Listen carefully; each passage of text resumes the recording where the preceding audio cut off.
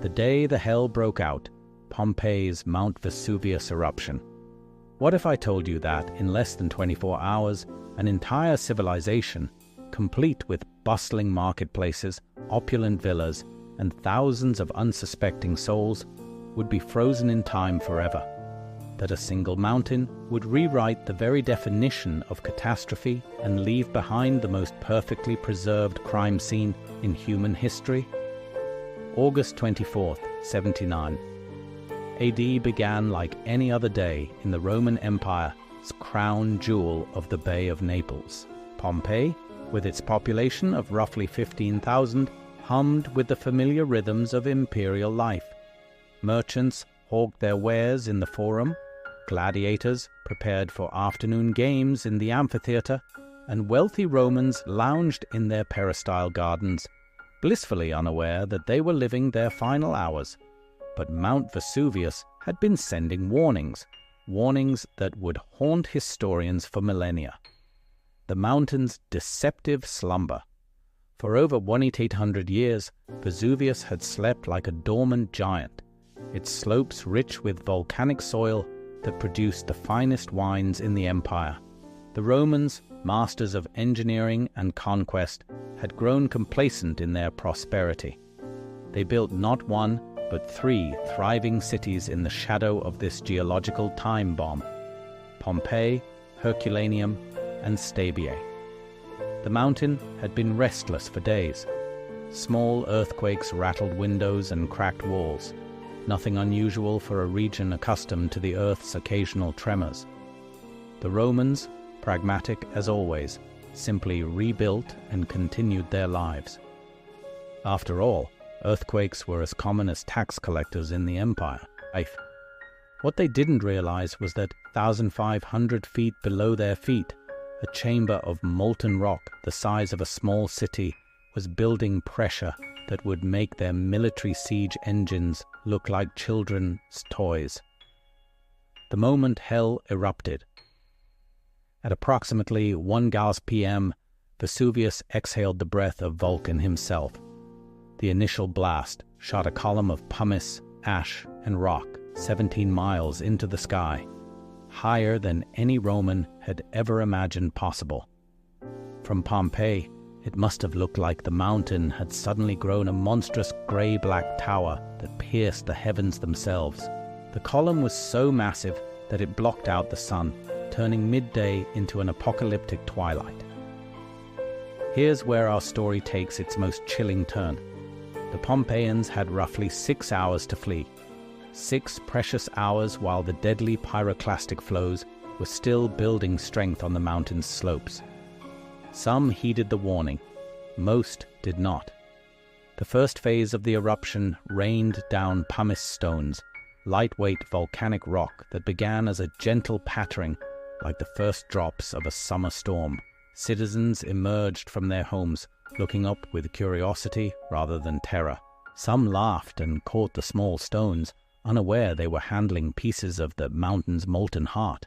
But the stones grew larger and heavier and more frequent. Within hours, Pompeii's streets were buried under 2 feet of pumice, then 4 feet, then 6. The weight began collapsing rooftops across the city. Those who had initially treated this as a curiosity now understood they were witnessing something unprecedented in human memory: the race against death. As darkness consumed the city, panic finally set in. Families loaded carts and fled toward the harbor.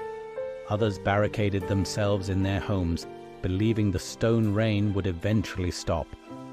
The wealthy retreated to their inner courtyards, while slaves and servants were often abandoned to fend for themselves, a cruel irony that would be preserved in volcanic ash for archaeologists to discover centuries later. But Vesuvius was just getting started. Around midnight, the eruption entered its deadliest phase. The towering column of debris, now unstable from its own massive weight, began to collapse. What followed would redefine the very concept of natural disaster.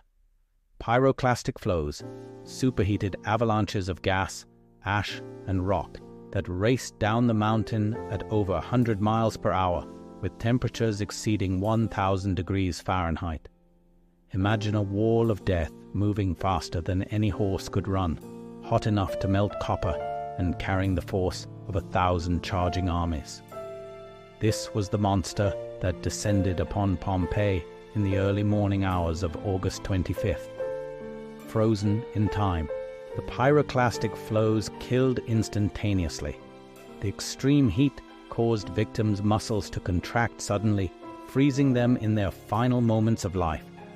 A family huddled together in their home, a guard dog straining against its chain, a pregnant woman clutching her belly, a gladiator in the barracks, hands still gripping his helmet. But here lies one of history's most fascinating paradoxes.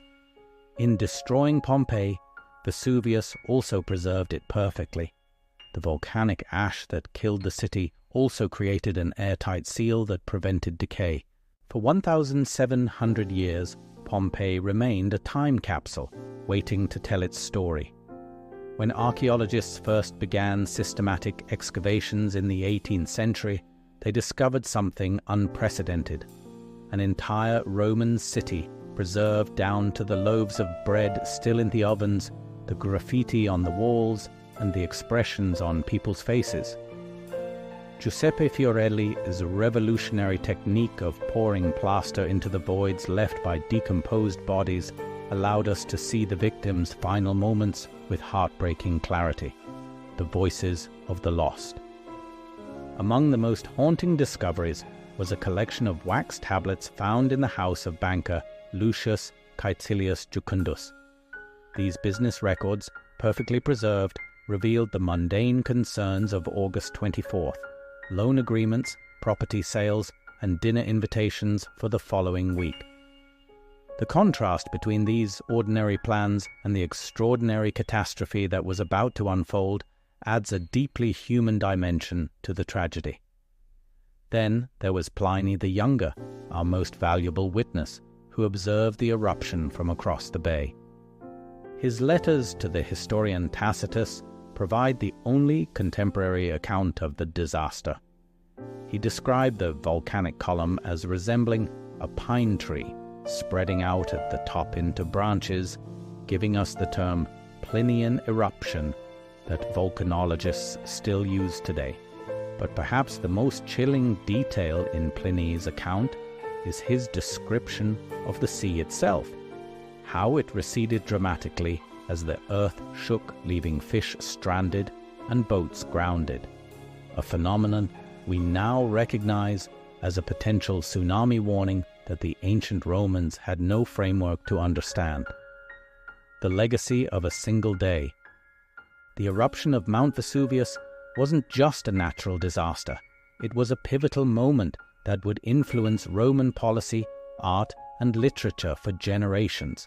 The Emperor Titus established the world's first disaster relief program in response to the catastrophe, setting precedents for imperial responsibility that would echo through centuries of governance.